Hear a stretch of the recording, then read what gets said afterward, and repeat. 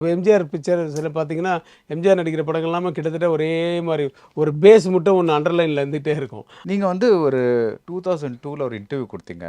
அதுல நீங்க என்ன சொல்லியிருந்தீங்கன்னா, "A successful superstar hit is the one that manages to blend the story with the ஸ்டாரோட image."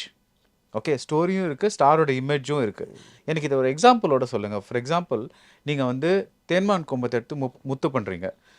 அந்த ஸ்டோரியில எப்படி நீங்க ரஜினிகாந்தோட இமேஜ கொண்டு வந்தீங்க? அதாவது ஆக்சுவலா வந்து ரஜினி சார் கூப்பிட்டு ஒரு லைன் சொன்னாரு. அது வந்து ஒரு இது மாரி ஒரு பெரிய பணக்காரன். அவங்ககிட்ட வந்து ரொம்ப தொழிலாளியா இருக்கிறவன் ஃப்ரெண்ட்ஸ் மாரி பிஹேவ் பண்றாங்க.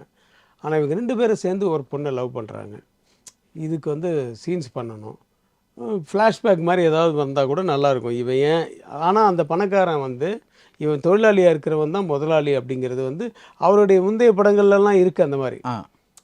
அதையும் அவருக்கு பிடிச்ச ஒரு ஸ்டைல். இப்போ எம்ஜிஆர் பிக்சர்ஸில் பார்த்தீங்கன்னா, எம்ஜிஆர் நடிக்கிற படங்கள் எல்லாமே கிட்டத்தட்ட ஒரே மாரி ஒரு பேஸ் மட்டும் ஒண்ணு அண்டர்லைன்ல இருந்துகிட்டே இருக்கும். அந்த மாரி இவருடைய படங்கள்ல நெறைய படங்கள்ல அந்த மாரி இப்போ ஏழையா இருந்து பணக்காரன் இவன் தான் பணக்காரன் ஆனா ஏழையா நடிக்கிறான்றது ஆடியன்ஸுக்கு அவன் மேல ஒரு சிம்பத்தி வரும்ன்றது. அதையும் வச்சுக்கங்க, இதை வச்சுக்கன்னு சொல்லவும்னா, நான் ஒரு குரூப் ஆஃப் என்னுடைய ஃப்ரெண்ட்ஸை வச்சுக்கிட்டு நான் வந்து ஒரு ஒரு ஸ்க்ரீன் ப்ளே பண்ணேன். பண்ண அவருக்கும் சொன்னோம். அதுக்கப்புறம் வந்து கொஞ்சம் கொஞ்சமா அவரு ஏதாவது ஒரு இன்புட் குடுப்பாரு. அப்புறம் நானு, ரமேஷ் கண்ணா எங்க பெரிய குரூப்பு. அது நான் உட்லண்ட்ஸில் அப்போ ரூம் போட்டு அப்போ சொந்த ஆஃபீஸ் கிடையாது. அப்போ உட்லண்ட்ஸில் ரூம் போட்டு பண்ணும்போது யார் ப்ரொடியூசர்னு கூட தெரியாது. I was in spending my own money and I was doing the screen play. This festive season, travel the world with Grand Royal Tours.